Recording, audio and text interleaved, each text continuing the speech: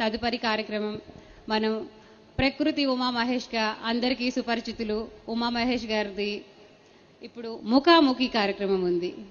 ఆయన భిన్నంగా ఆలోచించు అని బుక్ ఎలా రాశారో భిన్నంగా ఆలోచించి నేను చెప్పడం కాదు, మనం క్వశ్చన్ ఆన్సర్స్ చేసుకుందాము అన్నారు. మన మాస్టర్స్ అందరు రెడీగా ఉన్నారు క్వశ్చన్స్ అడగడానికి. మీలో కూడా ఎవరికైనా క్వశ్చన్ ఉంటే ఆధ్యాత్మిక ఎదుగుదలకి తోడ్పడే క్వశ్చన్లు మీరు మాకు ఒక పేపర్ మీద రాసిస్తే దాన్ని కూడా అడుగుతారు, చెప్తారు సమాధానాలు. కళాలక్ష్మి గారు, రాధ గారు, సునీత గారు, నరేంద్ర ఆసూరి గారు, ఆనంద్ గారు, వీరందరి నుంచి మనం ఇప్పుడు క్వశ్చన్లు తీసుకుంటాము. మనకి ఉమామహేష్ గారు సమాధానాలు ఇస్తారు. మరి కార్యక్రమం ఎలా ఉంటుంది అనుకుంటున్నారు? చెప్పట్లు కాదు, మనకి క్వశ్చన్స్ కావాలి.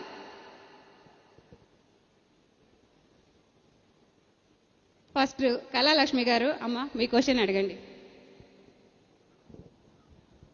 Thank you. అందరికీ నమస్కారం అండి. భగవద్గీతలో కృష్ణుడు సర్వధర్మాన్ పరిత్యజ్య మామేకం శరణం రజ అని అన్నప్పుడు చాలామంది అంతా వదిలేసి నన్నే శరణ వేరు అంటే కృష్ణ కృష్ణ అంటూ కృష్ణుడినే శరణ వేయడం అనేదాన్ని ఆ అర్థంతో తీసుకున్నారు. అయితే మనం దాన్ని అలా కాకుండా స్వధర్మం అంటే మన ఆత్మధర్మంలో ఉండటం అనే మన జ్ఞానం కొంచెం అలా కొంతవరకు మనం దాన్ని కొంచెం ఇంప్రూవ్మెంట్ చేసుకున్నాం. అయితే మన నిత్య జీవితంలో కూడా సర్వధర్మాన్ని అంటే అన్ని ధర్మాలని వదిలే అనే ఉద్దేశం అసలు కృష్ణుడిది ఏంటి? స్వధర్మం అంటే ఏంటి? సో నాకు అర్థమైన విషయం ఏంటంటే సర్వధర్మాన్ పరిత్యజ అంటే మనం ఇక్కడ ధర్మము అంటే మన యొక్క బాధ్యతలు వదిలేయమని కాదు, మనకు తెలియకుండా ఈ బాధ్యతలు, వ్యక్తులు, లేకుంటే ఉద్యోగాలు వీటన్నిటి పట్ల అంతర్గతంగా ఒక అటాచ్మెంట్ ఉంటుంది. అవి లేకపోతే నేను లేను, ఉద్యోగం లేకపోతే నేను లేను, సంసారం లేకపోతే నేను లేను, బంధాలు లేకపోతే నేను లేను, డబ్బులు లేకపోతే నేను లేను. ఇలాంటి వాటన్నిటినీ బయట ఉంచి లోపల మనం అంతర్గతంగా సన్యాసం తీసుకోవాలి. బయట ఇవి వదలలేం, మనం సంసారంలో ఉన్నాం, వదలకూడదు. అందులో మన పత్రిక చెప్పిన ప్రకారం సంసారమే నిర్వాణం. సంసారంలో ఉండాల్సిందే, సంసారం చేయాల్సిందే, అన్ని పనులు చేయాల్సిందే. మరి ఎక్కడ వదలాలి? వదలడానికి ఆస్కారమే లేదు. మనం బయట వదిలామా లేదా అన్నది ప్రశ్న కానే కాదు. ఏ విషయాన్ని వదలాల్సి వచ్చినా ముందు లోపల వదిలామా?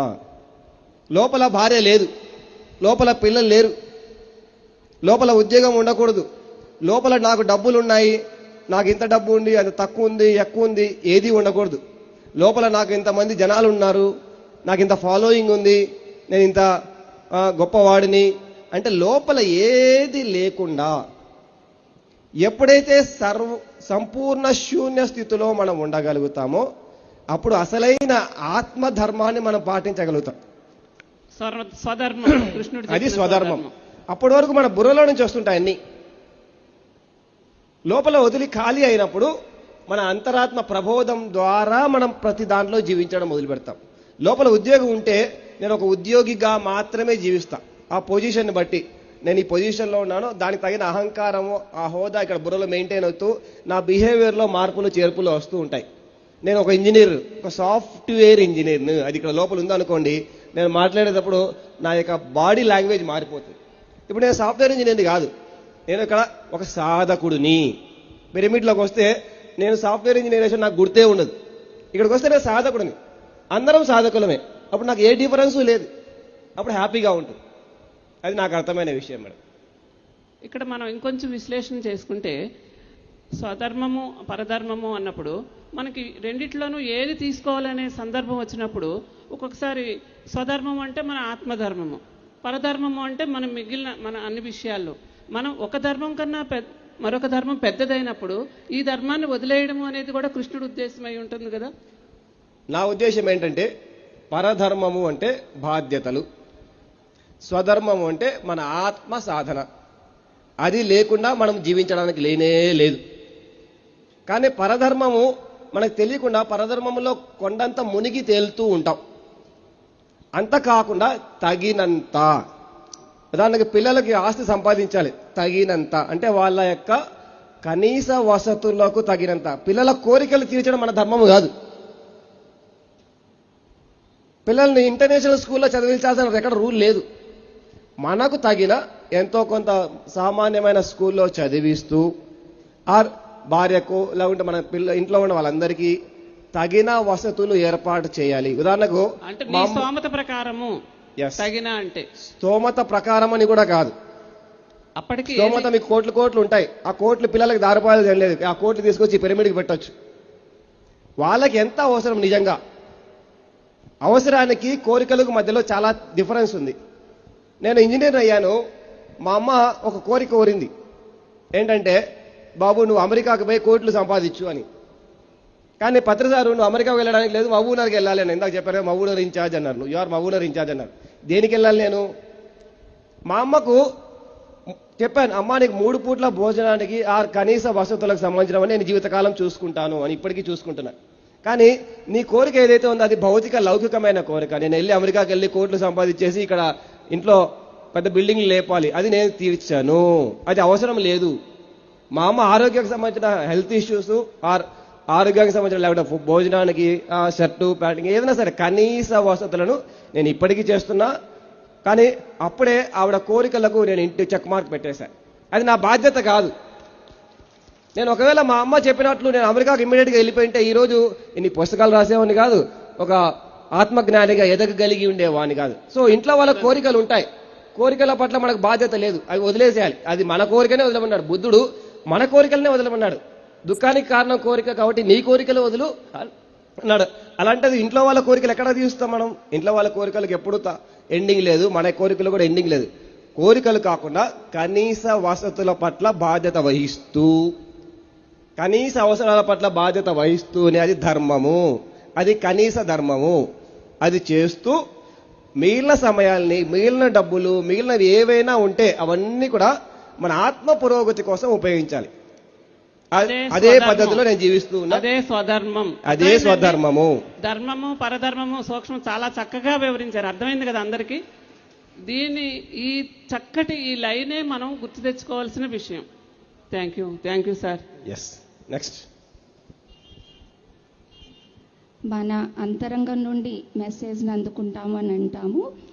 అది అంతరంగం నుంచి తీసుకుంటున్నామా, మైండ్ నుంచి తీసుకుంటున్నామా అనేది సాధకులకి. మనకు ఒక ఆలోచన వస్తుంది, అది అంతరంగమా మనసా ఎలా తెలుసుకోవాలి? ఇది చాలా మందికి వచ్చే డౌటే.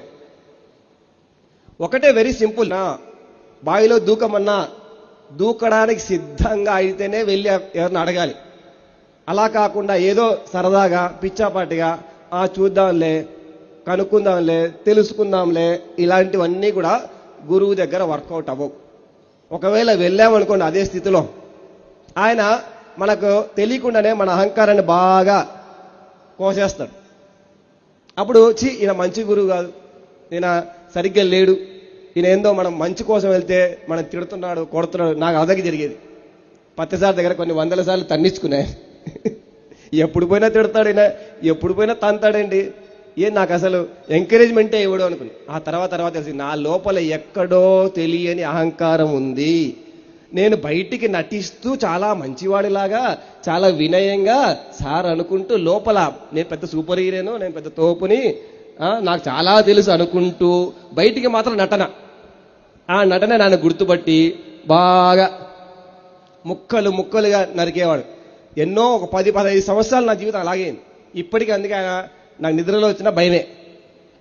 వస్తే కానీ భయపడిపోయి ఎందుకు వచ్చాడబ్బా ఆయన, ఎందుకంటే ఆయనతో తన్నులు తిని నా అహంకారాన్ని ముక్కలు చేసి నాకు అలాగే జరిగింది. సో వెరిఫై చేసుకోవాలి మనం ఏ స్థితిలో గురువు దగ్గరికి వెళ్తున్నాము. శ్రద్ధతోనా, ఇష్టంతోనా, గౌరవంతోనా, ఆర్ తెలియకుండానే ఒక అహంకారంతో వెళ్తున్నామా? గురువును కూడా పరీక్షిద్దామనుకుంటున్నామా? ఎందుకంటే మనం ఇప్పటికే చాలా పుస్తకాలు చదివేశాం, చాలా మంది గురువుల దగ్గరికి వెళ్ళొచ్చాం మనం. అక్కడ ఇక్కడ హిమాలయాలకు వచ్చాం, ఈ ఊర్లో ఉన్న గురువులు అందరు గురువుల దగ్గరికి వెళ్ళొచ్చి ఎన్నో విషయాలు తెలుసుకున్నా నేను. ఇది గురువు దగ్గర వెళ్ళేటప్పుడు మన దగ్గర ఎంత విషయ జ్ఞానం ఉన్నా అది సున్నానే, సున్నా. మన విషయ జ్ఞానాలు, మన తిరిగి వచ్చిన జ్ఞానాలు ఏవి కూడా గురువు దగ్గర పనికిరావు. వాళ్ళు ఒక మహాసాగరం లాంటిది. మహాసాగరంలో నువ్వు ఎన్ని బకెట్లు తీసినా ఎన్ని వేసినా ఏం డిఫరెన్స్ ఉండదు. మహాసాగరం దగ్గరికి వెళ్ళి నేను చాలా మా దగ్గరలో ఉన్న అన్ని స్విమ్మింగ్ పూల్లో బాగా స్విమ్మింగ్ చేసి వచ్చానంటే ఎట్లుంటుంది. సో గురువు దగ్గర ముందు బుర్ర పక్కన పెట్టాలి. అన్నిటికీ రెడీ అయితేనే అక్కడ మనం ఏదైనా సరే తీసుకోగలుగుతాం. ఓకేనా మేడం? Thank you. నమస్తే సార్. Yes madam. మనకి భగవంతుడే స్వేచ్ఛనిచ్చాడు. అక్కడ మన ఆత్మలోకాల్లో ఆత్మలుగా వచ్చినప్పుడు ఎన్నో రకాల మీరు అనుభవాలు. పెద్ద పెద్ద ప్రశ్నలు అడిగితే నేను ఆన్సర్ ఇవ్వలేను. బట్ అంటే అక్కడి తెలిస్తే తెలిసింది నేను చెప్తా. అడగండి. అక్కడి నుంచి ఇక్కడికే వస్తాను సార్. అక్కడ మన ఇష్టం వచ్చినట్లు మనం అన్ని సృష్టించుకున్నాం. ఎస్. అలాగే ఇక్కడికి వచ్చాక కూడా స్వేచ్ఛనిచ్చాడు భగవంతుడు అంటారు. అవును. మరి ఆ స్వేచ్ఛని ఎంతో మంది తెలియకుండా దుర్వినియోగం చేసుకుంటున్నారు. మరి మన ఆత్మ, అది ఆత్మ స్వేచ్ఛ కదా. అవును. నీకు ఆత్మ ప్రకారం ఏం చెప్తే అది చెయ్యి అని అక్కడ నాకు అర్థమవుతోంది. కానీ కొంతమంది ఏం చేస్తున్నారంటే భౌతికంగా స్వేచ్ఛను తీసుకుని వీళ్ళు మనకి స్వేచ్ఛనిచ్చారు కదా అని దుర్వినియోగం చేసుకోవడం జరుగుతోంది. దాని గురించి మీరు వివరించాలి. దుర్వినియోగం చేసుకుంటే కర్మ సిద్ధాంతం ఉంది కదా. మార్నింగ్ కూడా పత్రి మేడం చెప్పారు, కర్మ సిద్ధాంతాన్ని నుంచి ఎవరు తప్పించుకోలేరు. వారు ఏమి చేసినా ప్రతిదానికి లెక్కలుంటాయి. ఈరోజు వాళ్ళు సక్సెస్ సాధించినట్టుగా కనిపిస్తుంది, అది తాత్కాలిక విజయము. వాళ్ళు దుర్వినియోగం చేసి నేనేదో సాధించేశాను, చాలా పొందేశాను, చాలా ఆనందాన్ని పొందాను. మనం కూడా వాళ్ళు కూడా మన చుట్టుముట్టు వాళ్ళు కూడా అనుకుంటారు చాలా వెధవ వాడు. ఆ వెధవ అయినప్పుడు కూడా వాడికి ఎందుకు అన్ని అవకాశాలు వస్తున్నాయి, ఎందుకు అన్ని జయాలన్నీ వస్తున్నాయి, ఎందుకు అన్ని ఎంతమంది పొగుడుతున్నారు అది అనుకుంటారు. అంతకుముందు గతంలో ఎన్నో తెలుసో తెలియకో చేసిన మంచి పనుల యొక్క ప్రభావం వల్ల ఈరోజు ఆయన చేసే పనులకి కొద్దిగా సపోర్ట్ దొరుకుతూ ఉంటుంది. కొద్ది రోజుల తర్వాత గత కర్మల, మంచి కర్మల, అసుకర్మల యొక్క శక్తి అంతా వెళ్ళిపోతుంది. ఈయన చేసే యథవ పనుల యొక్క నెగటివ్ ఎనర్జీ అంతా ఆడవుతూ కర్మ రూపంలో పైకి వెళ్తుంది. ఎప్పుడైతే ఆ కర్మలన్నీ కూడా అయిపోతాయో, దీనికి దానికి మైనస్ అయిపోయి జీరో అయితే అప్పుడు రామాయణం మొదలవుతుంది. రావణాసురుది, మన దుర్యోధనుడిది మన పురాణాల్లో అందరివి చూసాం అన్నా కదా. ఒక టైం వరకే, ఆ తర్వాత కిందికి పడ్డం మొదలవుతుంది. సో స్వేచ్ఛ ఉండొచ్చు గాక. ఎంతవరకు స్వేచ్ఛ అంటే అహింసాయుత దారిలో మన యొక్క స్వేచ్ఛ మన ముక్కు వరకే. నేను ఇక్కడికి వెళ్ళి ఇలా గిచ్చడానికి కూడా నాకు అర్హత లేదు, హక్కు లేదు. వేరే వాళ్ళ శరీరము, వేరే వాళ్ళ మనసు, వేరే వాళ్ళ జీవితంలోకి వెళ్తే అది స్వేచ్ఛ కాదు, కర్మ కిందికి అవుతుంది. నా ముక్కు వరకు, నా ముక్కుని ఇలా అనుకుంటానా, ఇలా అనుకుంటానా, నేను ఇలా కొట్టుకుంటానా, అది నా ఇష్టం, అది నా వ్యక్తిగతం. స్వేచ్ఛ సంపూర్తిగా నా వ్యక్తిగత జీవితం వరకు ఉంది. ఎస్. సో ఈ వ్యక్తిగత జీవితాన్ని దాటేసి సామాజికం ఆ సంసారంలోకి వెళ్తే ఎవరి జీవితంలోకి మనకి ఏళ్ళు పెట్టే హక్కులు లేవు. ఈవెన్ సొంత భర్త అయినా భార్య పట్ల హింసాయుతమైన పనులు చేయడానికి లేదు, పిల్లల పట్ల కూడా హింసాయుతమైన పనులు చేయడానికి లేదు. మాటల ద్వారా, డిస్కషన్ ద్వారా ఇష్టమైతే ఏదో చర్చాగోష్ఠి చేసుకోవచ్చు. మనం తెలుసో తెలియకో శారీరకమైన పనులకు దిగుతూ ఉంటాం, అది హింస. హక్కులు లేవు. భార్యను కొట్టే హక్కు భర్తకు లేదు, భర్తను కొట్టే హక్కు భార్యకు లేదు, పిల్లలను కొట్టే హక్కు తల్లిదండ్రులకు లేదు, తల్లిదండ్రులతో గొడవలకు దిగే హక్కు పిల్లలకు లేదు. ఎవరి శరీరంపై ఎవరి జీవితంలోకి దూరి ఎవరిని హింసించే హక్కు ఎవరికి లేదు. అహింసా మార్గంలో నా దారిలో నేను వెళ్తూ ఉన్నా. ఉదాహరణకు నాకు ధ్యానం అంటే ఇష్టం, నాకు సంపూర్ణ స్వేచ్ఛ ఉంది. మా అమ్మకు ఇష్టమైనా, మా అమ్మకి ఇష్టం లేకపోయినా, మా ఇంట్లో వారికి ఇష్టమైనా ఇష్టం లేకపోయినా నా స్వేచ్ఛాపూరితంగా నా ఆత్మపూర్వగతి కోసం నేను ఏమైనా చేసుకోవచ్చు. కానీ మా అమ్మని బలవంతంగా నువ్వు చేయాల్సిందే, నువ్వు చేయకపోతే నా ఇంట్లో ఉండకు, నువ్వు ధ్యానం చేయాల్సిందే, ధ్యానం చేయకపోతే ఇది తప్పు, ఇలా అనే హక్కు నాకు లేదు. ధ్యానం గురించి ఆమెకి ఇన్ఫర్మేషన్ ఇచ్చా, ఆమెకి ఇష్టమైతే చేస్తుంది, లేకపోతే నా ధ్యానం నేను చేసుకుంటా. అది. మరి పిల్లలు కూడా స్వేచ్ఛగా ఉండొచ్చు కదా. స్వేచ్ఛ అందరికీ ఉందని పిల్లలు కూడా చాలా మంది వారి స్వేచ్ఛను దుర్వినియోగం చేసుకోవడం జరుగుతుంది సార్. దాని గురించి సార్. పిల్లలు ఇందాక అన్నట్టు వాళ్ళు హింసా మార్గంలో వెళ్తున్నారా? అలా కాదు. అహింసా మార్గంలో అయితే వారి ఇష్టం వారిది. మనం తల్లిదండ్రులం కాబట్టి మన కోరికలను వారిపై రుద్దడానికి లేదు. మా అమ్మ తన కోరికను, మా నాన్న తన కోరికను నాపై రుద్దాలని ట్రై చేశారు. ఎందుకంటే నేను ఇంజనీర్. వాళ్ళ కోరికలు ఉన్నాయి పాపం, అవి రుద్దడానికి లేదు. నా స్వేచ్ఛ నాదే. అలా కాదు, నేను ఎవరితోనో గొడవ పడ్డానికి వెళ్తున్నా. మా రాయలసీమలో బాగా కొట్లాడుకునే వాళ్ళం, తన్నడానికి కొట్టడానికి వెళ్ళేవాళ్ళం చిన్నప్పుడు. అప్పుడు ఆపాలి. అలా కాదు, ఏ ఉద్యోగం చేస్తాను, ఏ ఉద్యోగం చేయను, ఎవరిని పెళ్లి చేసుకుంటాను, ఎవరిని పెళ్లి చేసుకోను, ఇవన్నీ కూడా ఆ పిల్లల యొక్క వ్యక్తిగత ఇష్టము. హింసా మార్గంలో వెళ్తుంటే మనం ఒక ధ్యానిగా, ఒక తండ్రిగా మనం సరిదిద్దాలి. అయినా కొన్నిసార్లు మన చేయి దాటిపోతే మనం ఏం చేయలేవు. కర్మ సిద్ధాంతం ఒకటి ఉంటుంది, వాళ్ళ కర్మ సిద్ధాంతం తన పని చేసుకుంటుంది. మనం తల్లిదండ్రులం కాబట్టి, ఆర్ ఫ్యామిలీ మెంబర్స్ కాబట్టి, అదేదో సినిమాలో చెప్పినట్టు బొమ్మరిల్లు ఫాదర్ లాగా బిహేవ్ చేయడానికి లేదు. మీ మంచి కోసమే, నీ మంచి కోసమే అని ప్రతి దాంట్లో దురేసి ఏ షర్ట్ వేసుకోవాలి, ఏ ప్యాంట్ వేసుకోవాలి, ఎవరిని పెళ్లి చేసుకోవాలి, ఎలా పెళ్లి చేసిన తర్వాత ఎలా సంసారం చేయాలి, ఏ సినిమాకి వెళ్ళాలి, ఏ సినిమాకి వెళ్ళకూడదు, ఎంత ధ్యానం చేయాలి, ఎంత ధ్యానం చేయకూడదు, ఏ ఊరికి ధ్యానం ప్రోగ్రాంకి వెళ్ళాలి, ఏ ఊరికి ధ్యానం ప్రోగ్రాంకి వెళ్ళకూడదు, అన్నిట్లో వేలి పెట్టే హక్కు ఎవరికి లేదు. భార్యకు లేదు, భర్తకు లేదు, అమ్మకు లేదు, నాన్నకు లేదు. బట్ సూచన ఇవ్వచ్చు, బాబు ఈ ధ్యానం చేస్తే బాగుంది, సూచన. బట్ హింసా మార్గంలో వెళ్తుంటే మన వంతు ప్రయత్నంగా మన డ్యూటీ మనం చేయాలి. మన డ్యూటీ అది, ఒక తల్లిగా, ఒక తండ్రిగా మన ధర్మం. అంతకు మించి మనం చేయడానికి లేదు, పిల్లలు అయినప్పటికీ కూడా. స్వేచ్ఛలో భాగంగా వాళ్ళు వేరే వేరే దురలవాట్లకు లోనే ఆత్మహత్యల వరకు వెళ్తున్నారు కొంతమంది. అలా వెళ్లకుండా కొంచెం ఏదైనా సజెషన్. ఆత్మహత్యలకు వెళ్లకుండా ఉండాలి, ముందు ధ్యానం నేర్పించాలి కదా. ధ్యాని ఆత్మహత్య చేసుకోడు. నేనే ఉన్నాను 95లో ఆత్మహత్య చేసుకుందామని మా కర్నూలులో పుల్లారెడ్డి కాలేజ్, ఇంజనీరింగ్ కాలేజ్ పక్కన కొండెక్కి చాలాసార్లు దూకాలని చాలాసార్లు ట్రై చేశాను. నేనే దానికి ఎగ్జాంపుల్. ఆత్మహత్యల వరకు వెళ్ళి ధ్యానంలోకి వచ్చి, పొరపాటు ధ్యానంలోకి వచ్చి, ఇష్టం లేకున్నా ధ్యానంలోకి వచ్చి, బలవంతంగా ధ్యానంలోకి వచ్చి, ఆ తర్వాత ధ్యానం వల్ల మనం చాలా ఎదగవచ్చు అని తెలుసుకొని నేను ఈ దారిలోకి వచ్చా. ఈరోజు నాలాంటి వాళ్ళని ఎంతోమంది ఆత్మహత్య చేసుకోకుండా ధ్యానము ప్లస్ నాకు తెలిసిన భిన్నంగా ఆలోచించుకున్నాను. ఎప్పుడు ఆత్మహత్య చేసుకుంటారు? ఆనందం లేకపోవడం వల్ల. దుఃఖము తీవ్రతరమైనప్పుడు, దుఃఖముగా అంచులు దాటేశాం. నా పరిస్థితి ఎలా ఉండిందంటే, చిన్నప్పుడు నాకు బతకడం కంటే చావడం చాలా సులభము, నా జీవితంలో నవ్వు అనేది రాదు, ఆత్మవిశ్వాసం అనేది వచ్చే ఛాన్సే లేదు అనుకున్న రోజుల్లో అప్పుడు ధ్యానంలోకి వచ్చాను.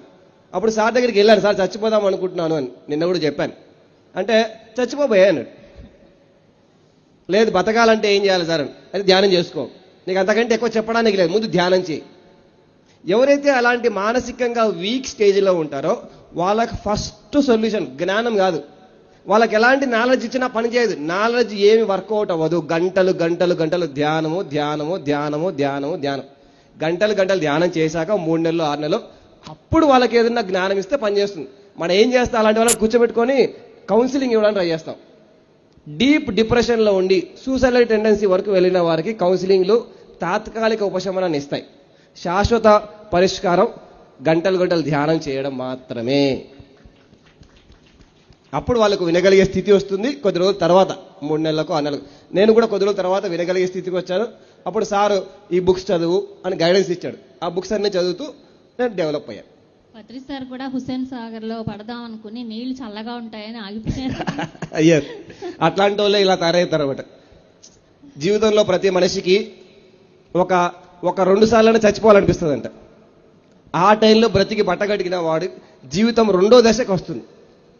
ఎప్పుడు మెడిటేషన్ యొక్క అసలు విలువ అర్థమవుతుంది అంటే, డెడ్ ఎండ్ వచ్చినప్పుడు. డెడ్ ఎండ్, మన బుర్ర పనిచేయదు, మన జ్ఞానం పనిచేయదు, మన లౌకికం పనిచేయదు, మన డబ్బులు పనిచేయవు, మన హోదాలు పనిచేయవు, మనవేవీ పని చేయవు, కేవలం ధ్యానం తప్ప అన్నప్పుడు అసలైన ధ్యానం మొదలవుతుందంట. ఇది ఓషో రిజినీస్ గారు yoga the science of the soul అనే పుస్తకంలో చెప్పాడు. అంతకుముందు వరకు నాకు అది తెలుసు, ఇది తెలుసు, నేను అలా చేస్తాను, ఇలా చేస్తాను, నేను చాలా తెలివైన వాడిని, నాకు బ్యాక్గ్రౌండ్లో చాలా మంది ఉన్నారు, ఇవన్నీ అనుకుంటుంటారు. ఒకానొక రోజు తొక్కబడతారు. తొక్కబడి బాబు నాకు వేరే దిక్కు లేదు, వేరే దారి లేదు, ధ్యానం తప్ప, నువ్వు సొంతంగా ఆత్మగా ఎదగడం తప్ప వేరే దారి లేదన్న స్థితికి వచ్చినప్పుడు వాళ్ళు గొప్ప మాస్టర్లుగా తయారవుతారు. అలాగే ప్రతిసారి తయారయ్యారు. Thank you very much. Thank you. ఇక్కడ ఒక ప్రశ్న సార్. ప్రతి సాధకుడు మెడిటేషన్లోకి వచ్చిన తర్వాత నా పర్పస్ ఏంటి, నేను తెలుసుకోవాలి అని ప్రతి ఒక్కరికి వచ్చే క్వశ్చన్. చాలామంది నా పర్పస్ ఏంటి, నా పర్పస్ ఏంటి, నా పర్పస్ ఏంటి అని అడుగుతుంటారు. వాళ్ళ పర్పస్ని వాళ్ళు ఎలా తెలుసుకోవాలి? అలాగే మీరు ధ్యానంలోకి రాకమునుపు మీ పర్పస్ ఏంటో మీకు తెలియదు. మీ పర్పస్ని మీరు ఎలా తెలుసుకున్నారు? ఒక వ్యక్తి ధ్యానంలోకి వచ్చిన తర్వాత నేను ఆ ఉన్నత లోకాల్లోంచి భూమి మీదకి వచ్చింది ఇది చేయడానికే, ఇది నా పర్పస్ అని తెలుసుకోవాలంటే ఆ వ్యక్తి ఏం చేయాలి? ఈ ప్రశ్న నాకు 95-96లో ఉద్భవించింది. అందరూ వచ్చి పెద్ద పెద్దగా మాట్లాడుతుంటారు అనమాట. నీ పర్పస్ ప్రకారం జీవించండి, అది తెలిస్తే కదా మనకి. ధ్యానంలో తెలుసుకో అంటారు. ధ్యానంలో కూర్చుంటే కనీసం సుక్క కూడా కనిపించలేదు నాకు ఇప్పటివరకు. ఎట్లా తెలుసుకోవాలి? సో ఈ పర్పస్ అనే ఒక పదాన్ని పట్టుకొని మనం ఎక్కువగా మాయలో పడాల్సిన అవసరం లేదు. అందరి పర్పస్ ఒక్కటే అని నాకు అర్థమైంది. కొన్ని వేల పుస్తకాలు, ఆల్మోస్ట్ 10,000 పుస్తకాలు చదివిన తర్వాత, ప్రతిసారితో డీప్ డిస్కషన్లు జరిగిన తర్వాత అందరి పర్పస్ ఒక్కటే, అది ఒక కామన్ పర్పస్ ఉంది. దాని పరే బుద్ధత్వము. ఈ భూమి మీద పుట్టిన ప్రతి మనిషి పుట్టింది దేవుడిగానో బుద్ధుడిగానో ఎదగడానికి, జీవించడానికి. ఒక బుద్ధుడిగా జీవించడానికి పుట్టాం ఇక్కడ మనమంతా. బుద్ధుడిగా తయారవడానికి పుట్టాం. ఇంక వేరే వేరే రకరకాల పర్పస్ లేవు, రకరకాల పనులు ఉన్నాయి. మీరు ఆ బుద్ధుడిగా జీవించే క్రమంలో నేను పుస్తకాలు రాస్తున్నా, మీరు పిఎంసి వర్క్ చేస్తున్నారు, రకరకాల విధానాలు. బిఏ బుద్ధ అన్నాడు పత్రికారు, అన్నా కదా సారు. బిఏ బుద్ధ అన్నాడు. అందరికీ బిఏ బుద్ధనే, నీకు బిఏ బుద్ధనే, నాకు బిఏ బుద్ధనే, అందరికీ బిఏ బుద్ధనే. బిఏ మాస్టర్ అన్నారు, మీకు బిఏ మాస్టరే, నాకు BA. But how I can B?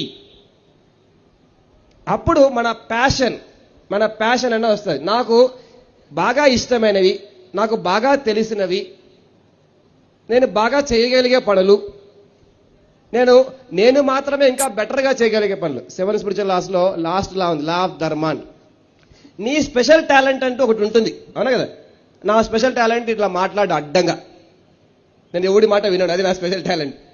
అడ్డంగా మాట్లాడే పద్ధతి నుంచి నేను ఈ విధానం ద్వారా నేను ప్రజలకు, ఈ లోకానికి ఎలా ఉపయోగపడతాను అని ప్రశ్నించుకుంటే తెలిసిపోతుంది. ఓహో, నా ధైర్యం ద్వారా, నా ఆత్మవిశ్వాసం ద్వారా, నా రైటింగ్ స్కిల్ ద్వారా, నా టాకింగ్ స్కిల్ ద్వారా నేను నా బుద్ధత్వము ఇతరులను బుద్ధులుగా మార్చే క్రమంలో నేను ఎలాంటి పనులు చేస్తానో అవి ఎంచుకొని ఆ పనులు చేసుకుంటూ వెళ్తే సరిపోతుంది.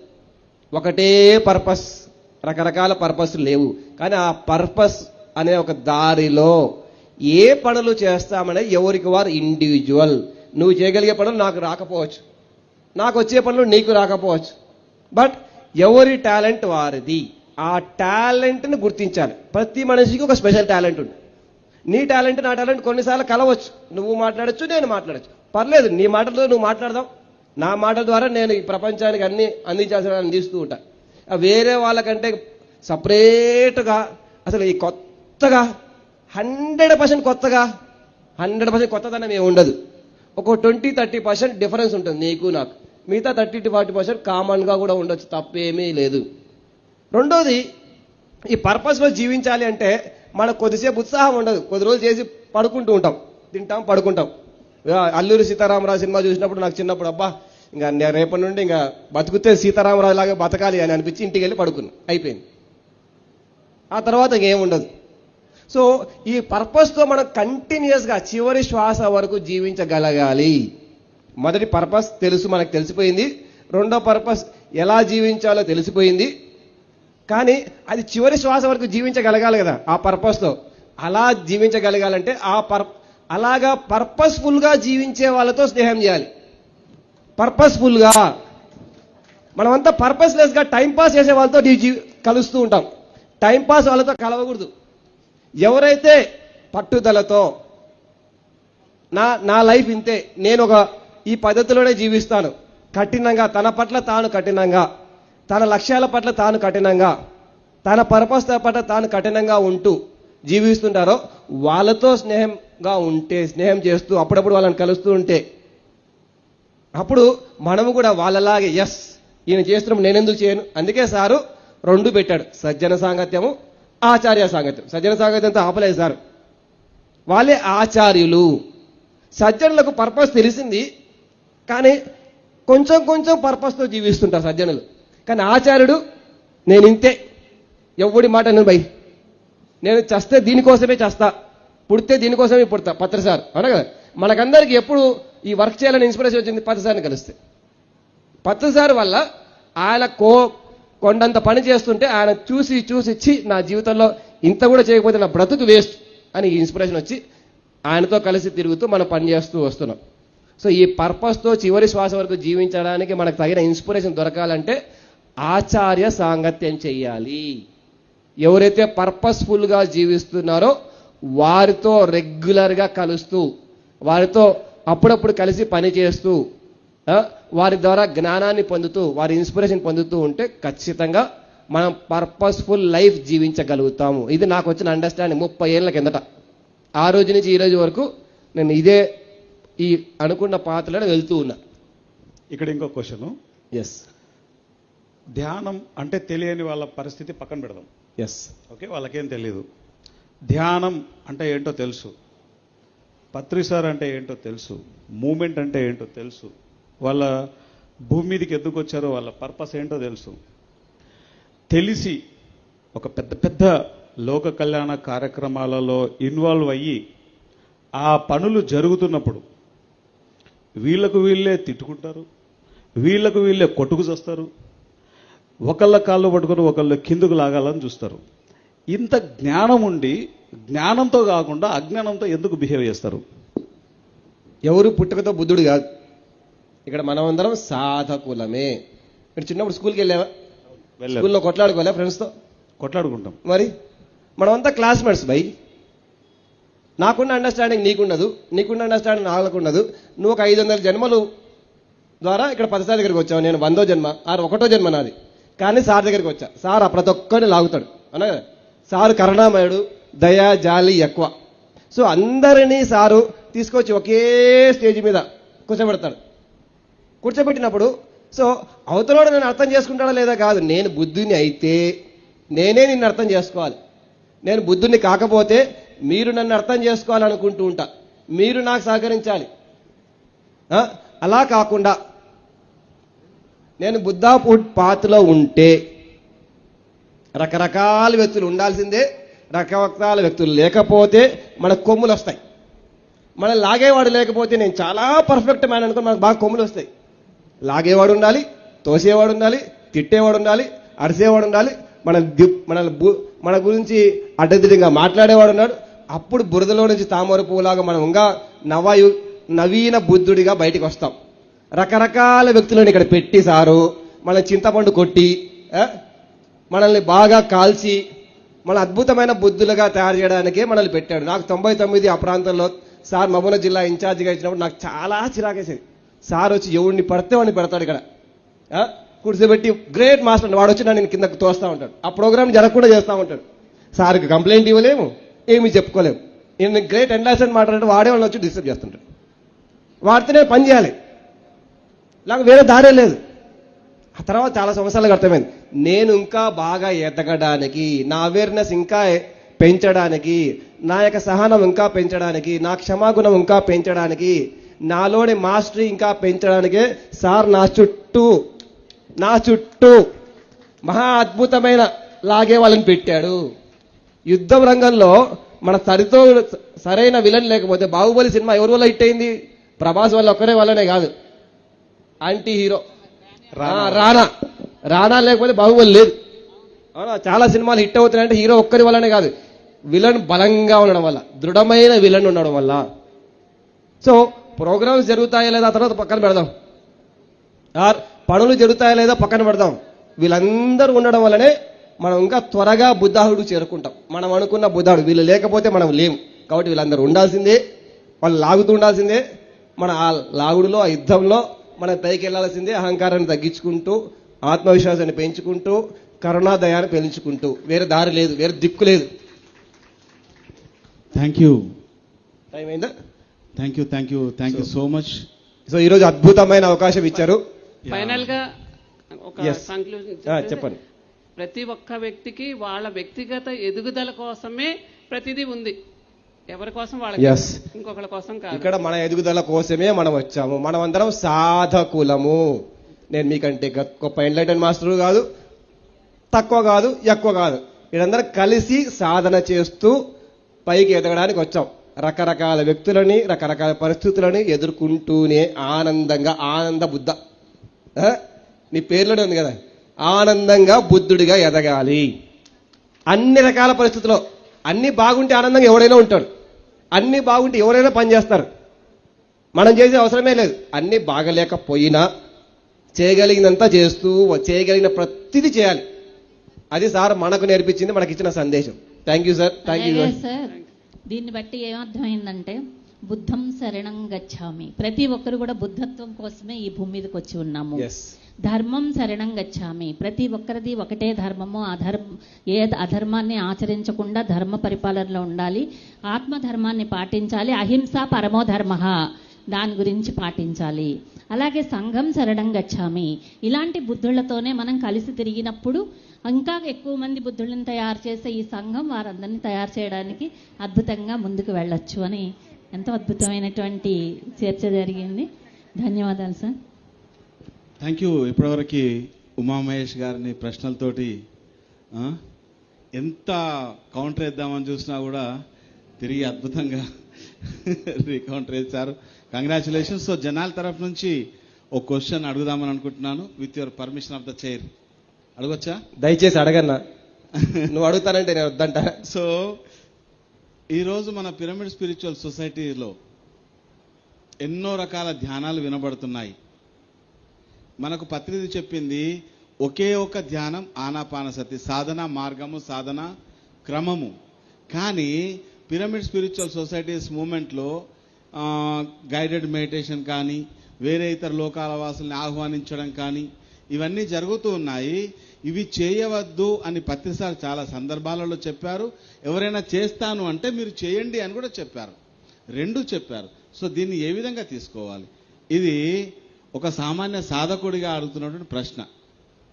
సో ఇక్కడ మనము ఎవరిని ఫాలో అవ్వాలనుకుంటే, మనం ఎవరి శిష్యులము? పత్రి సార్ శిష్యులం. సో ఏం చేయాలి? సార్ చెప్పింది చేద్దామా, ఆరు పక్కన వాళ్ళు చెప్పింది చేద్దాం? నేను 30 సంవత్సరాలు అయింది సార్ దగ్గరికి వచ్చి. నేను ఎప్పుడు ఒకటే ఆలోచిస్తా, సార్ ఏం చెప్పాడు? సార్ చెప్పింది నాకు రకరకాల పద్ధతి చెప్పలేదు. సార్ ఒకటే పద్ధతి చెప్పాడు. సార్ తుది శ్వాస వరకు ఒకటే చెప్పాడు. 164 పద్ధతులు ఉన్నాయి, నాకు కూడా తెలుసు. దాంట్లో ఒక 30-40 పద్ధతులు నేను పాటించా, ప్రాక్టీస్ చేశా. కానీ పిఎస్ఎస్ అంటే శ్వాస మీద ధ్యాస అంతే, వేరేది లేదు లేదు లేదు. బయట ఉండొచ్చు, మా ఇంట్లో నేను దోశ మీద ధ్యాస కూడా పెట్టొచ్చు, మీ ఇష్టం, అది నా ఇష్టం. ఏమైనా చేసుకోండి. ఈయన మీద ధ్యాస పెడతాం, అది నా ఇష్టం. మా ఇంట్లో నా ఇష్టం. పిఎస్ఎస్ఎం అంటే పత్రి సారు స్థాపించిన ఒక మహా సంస్థ. ఈ సంస్థలో సార్ చెప్పిందే జరగాలి. సార్ మాటే శాసనం, వేరే శాసనాలు లేవు నాకు తెలిసినంత వరకు. Very good. సో నేను సార్ శిష్యుని అనుకుంటే సార్ ఫారోయిన్ అయితే ఇక్కడ ఈ ప్రెమిసెస్ లో, అంటే నేను ఎక్కడ పిరమిడ్లో, ఏ పిరమిడ్లో ఉంటే ఆ పిరమిడ్లో ఉన్నంతసేపు మనం సార్ చెప్పిందే చేయాలన్నది నా యొక్క రిక్వెస్ట్ అందరికి. నేను అదే చేస్తున్నా. యా. సో కొందరు ధ్యానం చేసేటప్పుడు మ్యూజిక్ పెట్టుకో అంటున్నారు, కొందరు వద్దు అంటున్నారు. ఈ గోలతోటి చాలా మంది మాస్టర్స్ ఇబ్బంది. సార్ మ్యూజిక్ ని వ్యతిరేకించలేదు, ఇన్స్ట్రుమెంటల్ మ్యూజిక్. సారు ఒకనొక టైంలో దీని గురించి ఒక ఆడియో క్యాసెట్ చేసినారు. దాంట్లో సార్ ఇన్స్ట్రుమెంటల్ మ్యూజిక్ పెట్టాను, అంటే పాటలు లేవు అక్కడ, మాటలు పాటలు ఉండకూడదు. సారే ఇక్కడ కూర్చొని ఇదే స్టేజ్ పైన సార్ ఇన్స్ట్రుమెంటల్ ప్లే చేస్తూ అన్ని ఇన్స్ట్రుమెంట్ ప్లే చేస్తూ చేయించేవారు కదా. సార్ అందులో డౌట్ ఏముంది? సారు చేయించినప్పుడు అది మొదటి దశలో అన్ని రకాల వ్యక్తులకి చాలా అద్భుతంగా ధ్యానం కుదురుతుందని ఇన్స్ట్రుమెంటల్ మ్యూజిక్ మాత్రం సార్ ప్లే చేస్తూ చేయించేవారు. అందులో ఏ డౌట్ లేదు. మనం ఎదిగిన తర్వాత ఒక 6 నెలలకో, సంవత్సరానికో, 5 సంవత్సరాలకో, 10 ఏళ్ళకో ఏ మ్యూజిక్ అవసరం లేని స్థితి వస్తుంది. అప్పుడు మీరు ఆఫ్ చేసుకోవచ్చు. మీరు కొత్తవారు, మీకు ఇంకా అవసరం ఉంది, ఒక మ్యూజిక్ సహకారం అవసరం ఉంది. మనిషి యొక్క సహకారం వద్దు. మనిషి మాటలు మళ్ళీ ఆలోచన తీర్చాలి. అందుకే గైడెడ్ మెడిటేషన్ వద్దు అన్నారు sir. No guided meditation. There is no meditation like called as guided meditation. అలాంటి పదం లేదు. ఉన్నది ఒకటే ధ్యానం. గైడెడ్ ధ్యానం అన్నది లేదు పిరమిడ్ సొసైటీలో. మ్యూజిక్ ఉంది. మ్యూజిక్ కొత్త వాళ్ళు పెట్టుకోవచ్చు, ఆరు పెట్టుకోకపోవచ్చు. అది వారి వ్యక్తిగత ఇష్టం. తప్పు లేదు, ఇక్కడ ఒప్పు లేదు. సారే వ్యక్తిగతంగా అది మన ఎదురుగా ఇదే స్టేజ్ల మీద చేసి చూపించారు. మనం అందరం ధన్యులమయ్యాం దానివల్ల. Thank you. చాలా చక్కటి అండ్ చాలా మందికి ఇక్కడ సమాధానం దొరికి ఉంది అని అనుకుంటున్నాను నేను. Thank you so much. Thank you Umamahesh అన్న. Thank you so much. Thank you. Thank you sir. Thank you masters. Uma Mahesh గారికి ప్రత్యేక ధన్యవాదాలు.